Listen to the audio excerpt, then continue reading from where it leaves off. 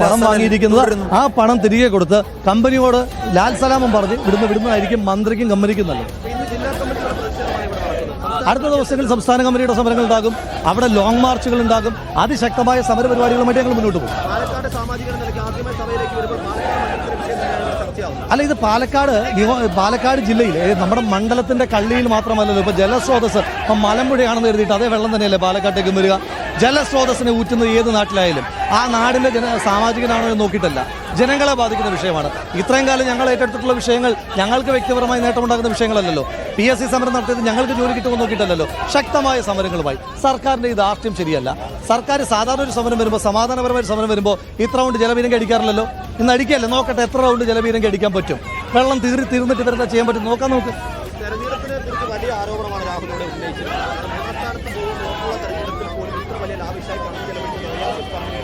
അത് വരും ദിവസങ്ങൾ അതിന്റെ തെളിവുകൾ പുറത്തു വരും. ഈ കമ്പനി പ്രവർത്തിക്കാൻ പോകുന്ന സ്ഥലത്തിന്റെ പ്രത്യേകത എന്താ? ആ സ്ഥലവും മന്ത്രി MP രാജേഷുമായിട്ടുള്ള ബന്ധം എന്താ? വരട്ടെ.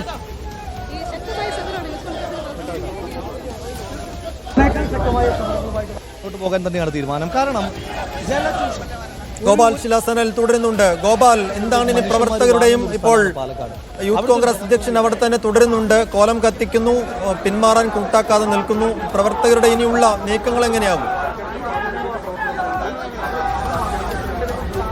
രാഹുൽ മാങ്കൂട്ടത്തിൽ അക്കാര്യം പ്രഖ്യാപിച്ചു കഴിഞ്ഞിരിക്കുന്നു. എത്ര റൗണ്ട് ജലപീരങ്കി അടിക്കാൻ കഴിയുമോ അത്ര റൗണ്ട് അടിക്കട്ടെ, നമുക്ക് നോക്കാം എന്നതാണ് ഈ സമരത്തിന്റെ തുടർച്ചയുമായി ബന്ധപ്പെട്ട് രാഹുലിന്റെ ഭാഗത്ത് നിന്ന് ഉണ്ടായിരിക്കുന്ന പ്രഖ്യാപനം. കാരണം 11 തവണയാണ് ഇതുവരെ ജലപീരങ്കി മൊത്തത്തിൽ ഇന്ന് ഈ സമരത്തിന് നേരെ അടിച്ചിരിക്കുന്നത്. രാഹുൽ ചോദിച്ച ചോദ്യം അതാണ്. ഇത്തരത്തിൽ ഒരു സമരം, സമാധാനപരമായി നടക്കുന്ന ഒരു സമരത്തിന് നേരെ 11 തവണ ജലപീരങ്കി പ്രയോഗിക്കേണ്ട കാര്യമുണ്ടോ? അതിന്റെ ആവശ്യകത എന്താണ്? അങ്ങനെയാണെങ്കിൽ എത്ര തവണ ഈ ജലപീരങ്കി വാഹനത്തിന്റെ വെള്ളം തീരുന്നത് വരെയും ഈ സമരം തുടരും? അങ്ങനെ ജലപീരങ്കി അടിക്കാൻ കഴിയുന്ന അത്രയും അടിക്കട്ടെ എന്നതാണ് സംസ്ഥാന അധ്യക്ഷൻ പറയുന്നത്. ആ ഒരു വാക്കുകൾ അന്വർത്ഥമാക്കുന്ന തരത്തിലേക്ക് ഈ യൂത്ത് കോൺഗ്രസ് പ്രവർത്തകരും കോലം കത്തിച്ചതിന് ശേഷവും ബാരിക്കേഡിന് മുന്നിലേക്ക് തിരിച്ചു പോകുന്ന കാഴ്ച നമുക്ക് കാണാൻ സാധിക്കുന്നുണ്ട്. ഈ സമരത്തിൽ നിന്ന് പിന്മാറാൻ തയ്യാറല്ല എന്നുള്ളതാണ് അവരുടെ ഈ വിഷയത്തിലെ നിലപാട്. ഏകദേശം 1 മണിക്കൂർ പിന്നിടുത്തു ഈ സമരം തിരുവനന്തപുരത്തിന്റെ നഗരത്തിൽ തുടങ്ങിയിട്ട്. പക്ഷേ പോലീസിന്റെ സംയമനം എടുത്തു പറയേണ്ടതാണ്. പോലീസ് ഈ വിഷയത്തിൽ ഒരു സംഘർഷത്തിലേക്ക് നയിക്കാതിരിക്കാൻ കഴിയുന്നതത്രയും ചെയ്യുന്നുണ്ട്. അത്രയധികം പ്രകോപനം പ്രവർത്തകരുടെ ഭാഗത്തു നിന്നുണ്ടാകുന്നു. ഇപ്പോഴും ബാരിക്കേഡുകൾ മറിച്ചിടാനുള്ള ശ്രമം നടന്നുകൊണ്ടിരിക്കുകയാണ്.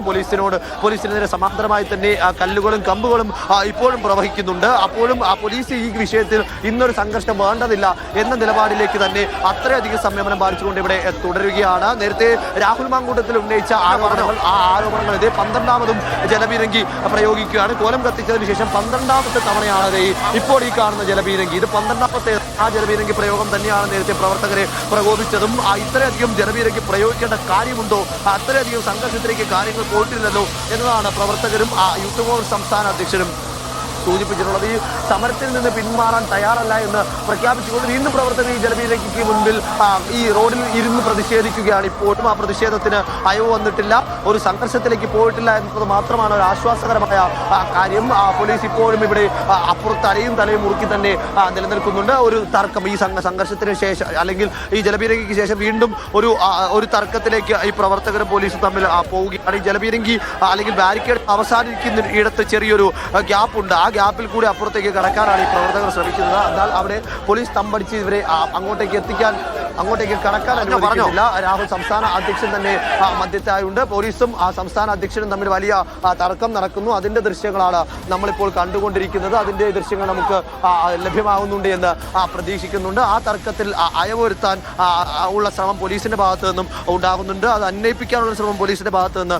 ഉണ്ടാകുന്നുണ്ട്. എന്തായാലും ഇപ്പോഴും ഇവിടെ സാഹചര്യം കുറച്ച് മോശമാണ്. അതൊരു സംഘർഷത്തിലേക്കോ ലാത്തിച്ചാർജിലേക്കോ പോയിട്ടില്ല എന്നുള്ളത് ആണ് ഏറ്റവും പ്രധാനപ്പെട്ട കാര്യം. പാലക്കാട്ടെ ബ്രൂവറി ഇടപാടിൽ അഴിമതി ആരോപിച്ചുകൊണ്ടാണ് യൂത്ത് കോൺഗ്രസ് ജില്ലാ കമ്മിറ്റി നിയമസഭയിലേക്ക് മാർച്ച് നടത്തിയത്. നിയമസഭാ കവാടത്തിന് മുന്നിൽ പോലീസ് മാർച്ച് തടയുന്നു. പക്ഷേ ബാരിക്കേഡ് തള്ളിമറിച്ചിടാനും പോലീസിനെ പരമാവധി പ്രകോപിപ്പിക്കാനും പ്രവർത്തകരുടെ ഭാഗത്തുനിന്ന് ശ്രമമുണ്ടാകുന്നു. ഇതിനകം 12 തവണ ജലപീരങ്കി പ്രയോഗിക്കുന്നു. പക്ഷേ പിന്മാറാൻ കൂട്ടാക്കാതെ അവിടെ തന്നെ തുടരുന്ന പ്രവർത്തകരെ കാണും. യൂത്ത് കോൺഗ്രസ് അധ്യക്ഷൻ രാഹുൽ മാങ്കൂട്ടത്തിൽ MLAയും പ്രവർത്തകർക്ക് മുമ്പിൽ തന്നെ തുടരുന്ന കാഴ്ച കാണുന്നു. ഇനി എന്താണ് പ്രവർത്തകരുടെ അടുത്ത നീക്കം എന്നുള്ളതാണ് പ്രധാനപ്പെട്ട സംഗതി. പോലീസ് വലിയ തോതിൽ സംയമനം പാലിക്കുന്നുണ്ട്. ലാത്തിചാർജിലേക്ക് പോകാതെ കാര്യങ്ങൾ മുന്നോട്ട് കൊണ്ടുപോകാൻ പോലീസ് ശ്രമിക്കുമ്പോൾ പരമാവധി പ്രകോപനമുണ്ടാക്കാൻ പ്രവർത്തകരുടെ ഭാഗത്തു നിന്നും ശ്രമമുണ്ടാകുന്നു. ജലപീരങ്കി പ്രയോഗിച്ചിട്ടും പ്രവർത്തകർ പിന്മാറാൻ കൂട്ടാക്കുന്നില്ല. 12 തവണ ഇതിനകം ജലപീരങ്കി പ്രയോഗിച്ചു. ആ ദൃശ്യങ്ങളിൽ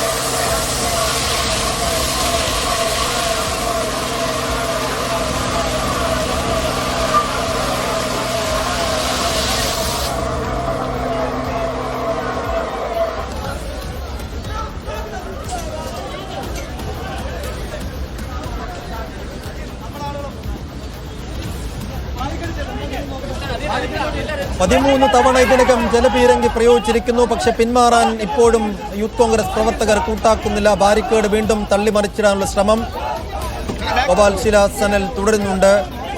ഗോപാൽ, പ്രവർത്തകരുടെ നീക്കം എങ്ങനെയാണ്? പോലീസ് ഇത്രയും നേരം സംയമനം പാലിച്ചിട്ടുണ്ട്. അതങ്ങനെ തന്നെ തുടരുമെന്ന് കരുതാമോ?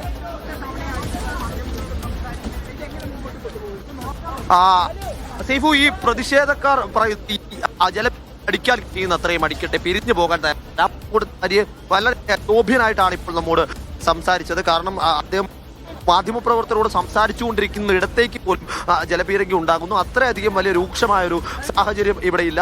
രാഹുലിന്റെ ദൃശ്യങ്ങളാണ് നമ്മൾ കാണുന്നത്. രാഹുൽ പോലീസുകാരോട് പ്രകോപിതനാകുന്ന ദൃശ്യങ്ങളാണ് നമ്മൾ കാണുന്നത്. കാരണം 13 തവണയാണ് ഇതുവരെ ജലപീരങ്കി പ്രയോഗിച്ചിട്ടുള്ളത്. ഈ സമരത്തിന് നേരെ, ഒരു സംഘർഷത്തിലേക്ക് എത്താത്ത ഒരു സമരത്തിന് നേരെ 13 തവണ ജലപീരങ്കി പ്രയോഗിക്കേണ്ട ആവശ്യമുണ്ടോ?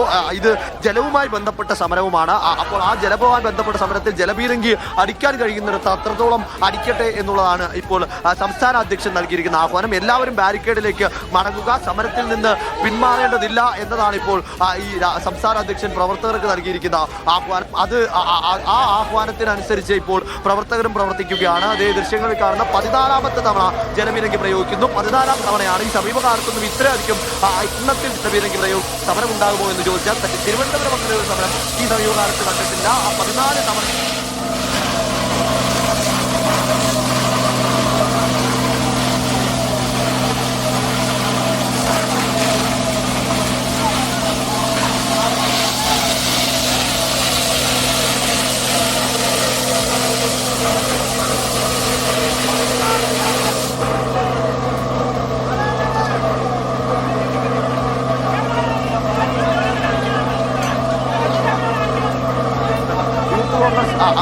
സംസ്ഥാന അധ്യക്ഷൻ ആരോപിച്ചത് പാലക്കാട് ഉപതെരഞ്ഞെടുപ്പിൽ CPM-ന് വേണ്ടി LDF-ന് വേണ്ടി പണമിറക്കിയത് ഒയാസിസ് എന്ന കമ്പനിയാണ് എന്നുള്ളതാണ് ഈ യൂത്ത് കോൺഗ്രസ് അധ്യക്ഷൻ മുന്നോട്ട് വെച്ച ആരോപണം. 3ാം സ്ഥാനത്തേക്ക് വീണ്ടുപോകുമെന്ന് ഉറപ്പുള്ള മത്സരത്തിൽ പോലും ലാവിഷായി UDF-നെയും BJP-യേക്കാളും മുകളിൽ പ്രചണ്ഡ പ്രചരണം LDF കാഴ്ചവെച്ചു. ആ പ്രചരണത്തിന്റെ പണം മുഴുവൻ ഇറക്കിയത് ഇത്തരത്തിൽ ഒയാസിസ് എന്ന കമ്പനിയാണ്. ആ ഒയാസിസ് കമ്പനിക്ക് ആ ഒരു ഉപകാരത്തിന് വേണ്ടിയുള്ള പ്രത്യുപകാരം എന്ന നിലയ്ക്കാണ് ഇന്ന് ഇപ്പോൾ ഈ ബ്രൂവറി കരാർ നൽകിയിരിക്കുന്നത്. രാജ്യത്ത് തന്നെ എല്ലാ തട്ടിപ്പുകാർക്കും വേണ്ടിയുള്ള കാവലാളായി മുഖ്യമന്ത്രി പിണറായി വിജയൻ മാറിയിരിക്കുന്നു എന്നതാണ് രാഹുൽ മാങ്കൂട്ടത്തിൽ ഇന്നത്തെ പ്രസംഗത്തിൽ പറഞ്ഞ ഏറ്റവും പ്രധാനപ്പെട്ട ഭാഗം. ആ തട്ടിപ്പുകാരെ മുഖ്യമന്ത്രിക്ക് മുട്ടിച്ചു കൊടുക്കുന്ന ഏജന്റാണ് മന്ത്രി MP രാജേഷ്. ആ MP രാജേഷിന്റെ രാജി പ്രോസിക്യൂഷൻ നടപടികൾ ഏറ്റുവാങ്ങിക്കൊണ്ട് രാജിവെക്കും വരെയും ഇത്തരത്തിൽ സമരവുമായി മുന്നോട്ട് പോവുക എന്ന് തന്നെയാണ് യൂത്ത് കോൺഗ്രസിന്റെ നിലപാട്. അതിന്റെ ആദ്യഘട്ടം എന്നോണം ഇന്നലെ പാലക്കാട് മണ്ഡലത്തിൽ അല്ലെങ്കിൽ പാലക്കാട് ജില്ലയിൽ പാലക്കാട് ജില്ലാ കമ്മിറ്റിയുടെ നേതൃത്വത്തിൽ